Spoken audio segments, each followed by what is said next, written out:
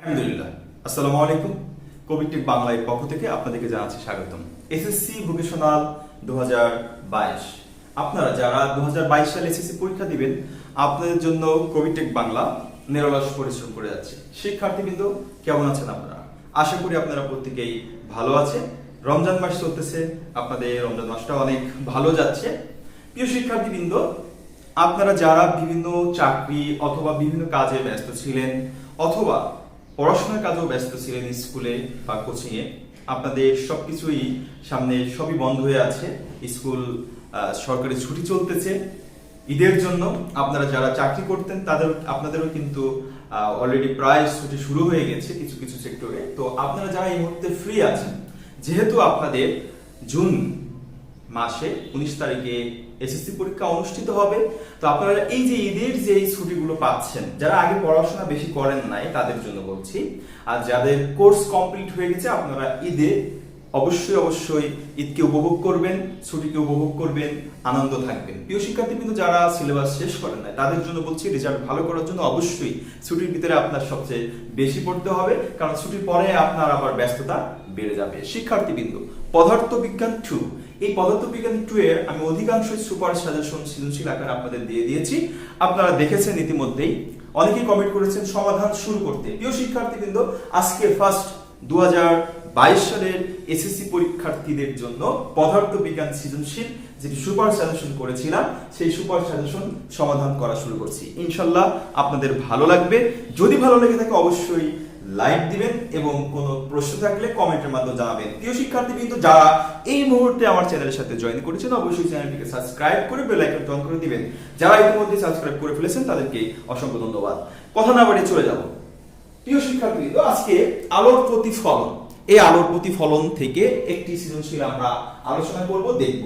এই ধরনের সৃজনশীল আসলে যেন আপনাদের কোনো প্রকার সমস্যা না থাকে, আপনারা অ্যানসার করতে পারেন। তো চলুন সৃজনশীলটা কিরকম আমরা একটু দেখে আসি। তো এরকম একটা চিত্র দিয়ে আপনাদের যে সুপার সাজেশন দিয়েছিলাম, এরকম চিত্র থেকে একটি আমি প্রশ্ন দিয়েছিলাম। দেখেন, এখানে একটি অবতল দর্পণ দেওয়া আছে। এই অবতল দর্পণের এখান থেকে আমাদের প্রধান ফোকাস থেকে এককের ফোকাস দূরত্ব দেওয়া আছে 125 মিলিমিটার। এটা হচ্ছে বক্রতার কেন্দ্র, এটা হচ্ছে প্রধান ফোকাস। হ্যাঁ, তো এতটুকু চিত্র দেওয়া আছে। আর এই OC হচ্ছে এখানে প্রধান অক্ষ, আর এ বরাবর একটি আলোক রশ্মি দিয়ে এই বরাবর ফিরে চলে এসেছে, এরকম একটা উদ্দীপক ছিল। সেখান থেকে পড়া হয়েছে দর্পণ কি। তো দর্পণ কাকে বলে আমরা ইতিমধ্যেই ক নম্বর প্রশ্ন আপনাদেরকে দেখানোর চেষ্টা করেছিলাম। দর্পণ হচ্ছে এমন একটি মসৃণ তল যেখানে আলোর নিয়মিত প্রতিফলন ঘটে, এটা হচ্ছে দর্পণের সংজ্ঞা। দর্পণ হচ্ছে এমন একটি মসৃণ তল যেখানে আলোর নিয়মিত প্রতিফলন ঘটে। শিক্ষার্থীবৃন্দ, তো এই দর্পণের সংজ্ঞা আপনারা দেখেই ফেলেছেন, ইতিমধ্যে মুখস্থ করেছেন আমি আশা করি। এখন আসেন, দর্পণ কত প্রকার ও কি কি।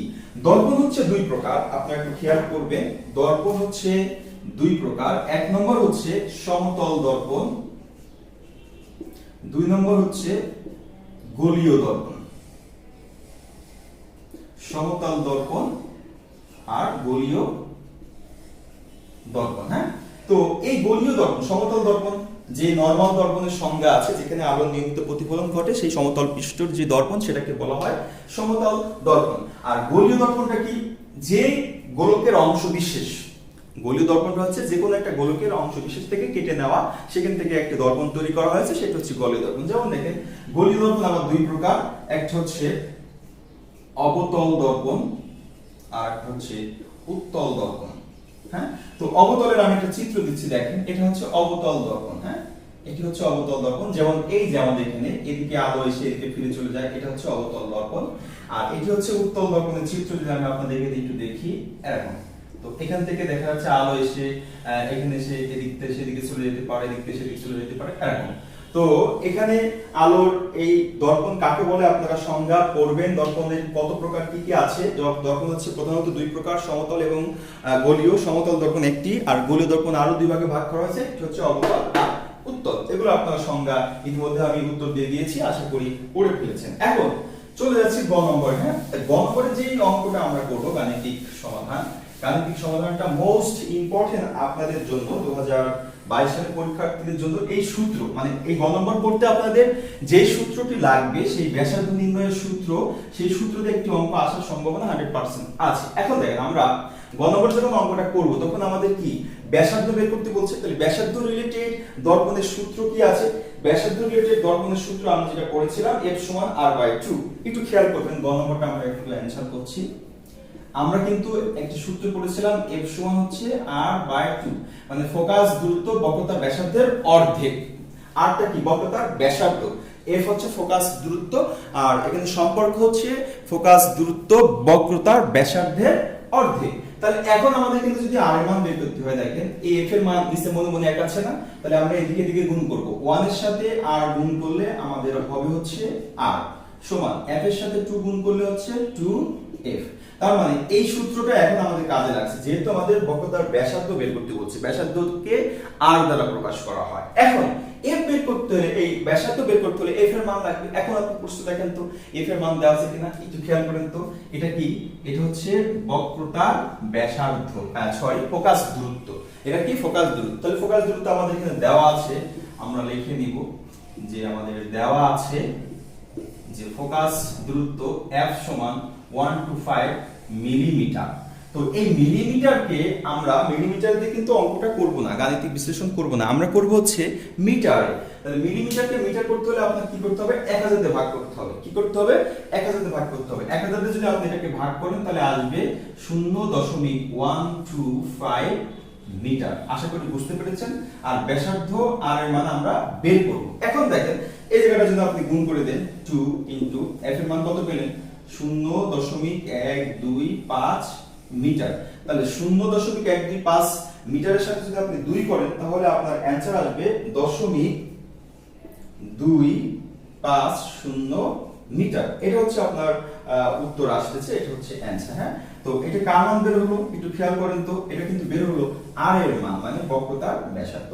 এই দর্পণের ক্ষেত্রে যেটা আমাদের ফোকাস দূরত্ব দেওয়া ছিল 125 মিলিমিটার, সেই ফোকাস দূরত্বের জন্য আমাদের বক্রতার ব্যাসার্ধ এসেছে 0.250 মিটার। আশা করি অঙ্কটা বুঝতে পেরেছেন। এখন আমরা এখান থেকে কি করেছি দেখেন তো, সূত্র থেকে r এর মানটা বের করে নিয়েছি। মাঝে মাঝে কিন্তু r এর মান দেওয়া থাকবে, সেখান থেকে আপনার f এর মান বের করতে হবে। আপনি সেখানে কি করবেন? সরাসরি r এর যে ব্যাসার্ধের মানটা থাকবে এখানে বসায় দিবেন, 2 দিয়ে ভাগ করলে হয়ে যাবে। একটু মনে রাখবেন r এর মান এবং f এর মান যে এককেই থাকুক না কেন আপনাকে ব্যাসার্ধ মিটারে করে নেবেন, তাহলে অঙ্কটা যথাযথ হবে। এখন চলে যাচ্ছি ঘ নম্বরে। ঘ নম্বরে আপনারা ঘ নম্বরটা একটু খেয়াল করবেন। ঘ নম্বর প্রশ্নটা বলেছে যে উদ্দীপকের দর্পণটি বাস্তব ও অবাস্তব দুই ধরনের প্রতিবিম্ব দেয়া থাকে। তার মানে আমরা বুঝলাম যে এটা অবতল দর্পণ। অবতল দর্পণ বাস্তব এবং অবাস্তব দুটি কি দিয়ে থাকে? আমাদের বিম্ব দিয়ে থাকে। তাহলে আমরা ব্যাখ্যা একটু পরে করব, আমরা মূল জিনিসটা একটু দেখি। আমরা প্রথমে যেটা করব সেটা হচ্ছে বাস্তব প্রতিবিম্ব আসলে কিভাবে হয়। বাস্তব প্রতি বা বাস্তব বিম্ব, একই প্রতিবিম্ব কিভাবে হয় একটু খেয়াল করি। তাহলে আমাদের প্রথমে কি করতে হবে?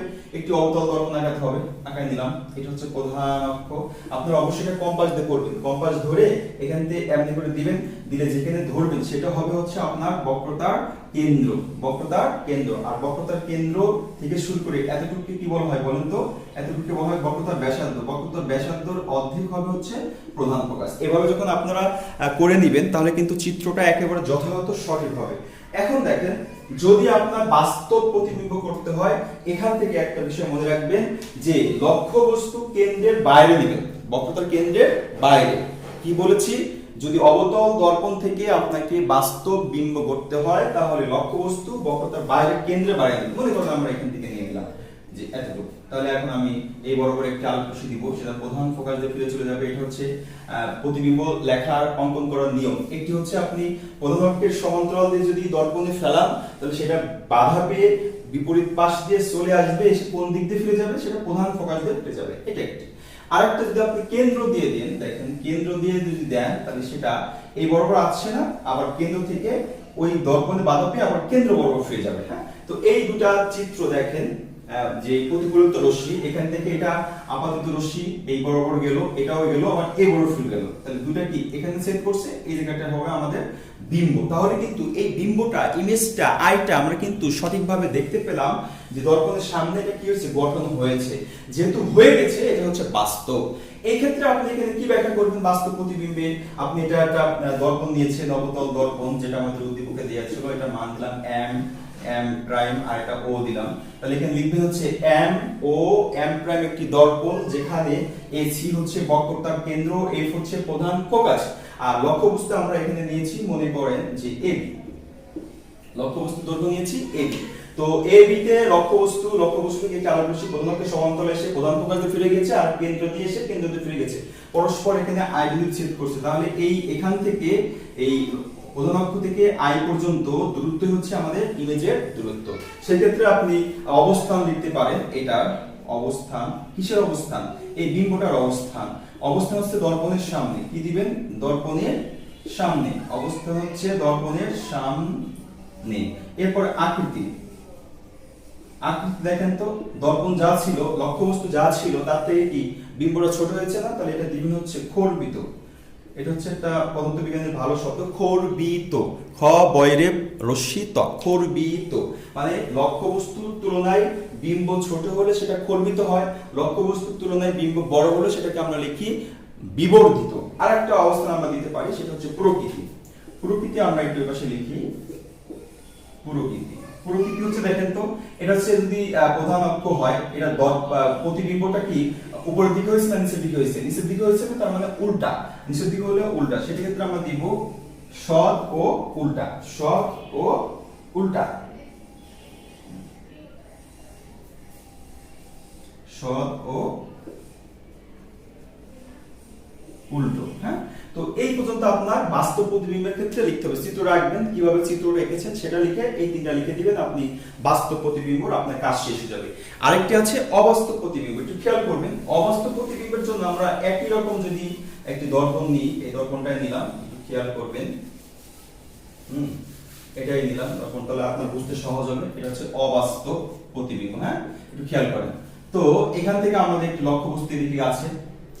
অবাস্তব প্রতিবিম্ব করতে হলে আপনার যেটা করতে হবে সেটা হচ্ছে লক্ষ্যবস্তু কোথায় দিবেন, ফোকাসের ভিতরে, মেরু থেকে আর ফোকাস, এটা হচ্ছে প্রধান ফোকাস, মেরু থেকে প্রধান ফোকাস এর ভিতরে নিলে আপনার অবাস্তব প্রতিবিম্ব গঠন হবে। আবার বলছি, আমরা যখন বাস্তব প্রতিবিম্ব নেওয়ার সময় লক্ষ্যবস্তু কেন্দ্রের বাইরে নিয়েছিলাম, অবাস্তব করতে হলে লক্ষ্যবস্তু প্রধান ফোকাস আর মেরুর মাঝখানে নিতে হবে বা ভিতরে নিতে হবে। মনে করেন এই বরাবর নিলাম, হ্যাঁ, এই বরাবর যদি আমরা নিই, একটু খেয়াল করেন, এটা হচ্ছে লক্ষ্যবস্তু, এটা আমরা এবি দিলাম তখন যেভাবে দিচ্ছিলাম।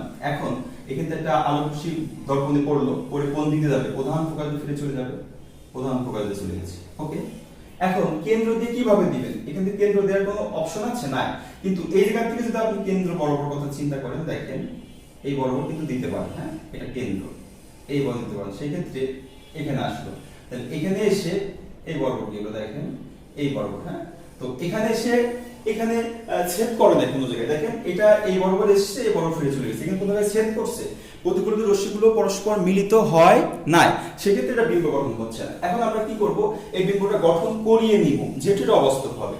যদি গঠন করে দিই, এটা আমরা এদিকে বাড়াই দিব আর এটা এদিকে বাড়াই দিব, দেখেন মনে হবে যে এখানে মিলিত হয়েছে। তাহলে এই দর্পণের ক্ষেত্রে লক্ষ্যবস্তু যদি প্রধান ফোকাসের ভিতরে হয় বা প্রধান ফোকাস আর মেরুর বরাবর মাঝে হয়, সেক্ষেত্রে বিম্বটা মনে হবে এত দূর থেকে আসছে। একটু খেয়াল করবেন, আমরা একটু এটা মুছে দিলাম, যদি এটা বাড়াই তাহলে এই বরাবর কিন্তু বিম্বটা গঠন হবে, এটা হচ্ছে আই ইমেজ। হ্যাঁ, তাহলে এটা পেছনের দিকে আমরা বাড়িয়ে নিয়েছি এবং ইচ্ছা করে কিন্তু বিম্বটা গঠন করে নিয়েছি, অথবা মনে হচ্ছে দর্পণের পেছন থেকে বস্তুটাকে দেখা যাচ্ছে, এই ক্ষেত্রে এই প্রতিবিম্বটা হবে অবাস্তব। তাহলে আপনি একই রকম লিখবেন যে এম ও এম প্রাইম একটি অবতল দর্পণ, লক্ষ্যবস্তু আমরা প্রধান ফোকাস আর অক্ষের মেরুর ভিতরে নিয়েছি, একটি প্রধান ফোকাসে চলে গেছে আর কেন্দ্র দিয়ে ফিরে গেছে, সেটা মিলিত হয় না, সেক্ষেত্রে মিলিত হচ্ছে বলে কোথায় আই বিন্দুতে মিলিত হচ্ছে বলে মনে হয়, সেক্ষেত্রে এটা ইমেজ। হ্যাঁ, এখন এখানে অবস্থান যদি আপনি দেন, অবস্থান, তাহলে কোথায় দিবেন, দর্পণের পিছনে। হ্যাঁ, আর আকৃতি ছোট হয়েছে না বড় হয়েছে, একটু খেয়াল করেন। আকৃতি কিন্তু অবশ্যই বড় হয়েছে, কারণ লক্ষ্যবস্তু ছিল এখান থেকে এতটুকু মাত্র, আর বিম্ব হয়ে গেছে অনেক বড়।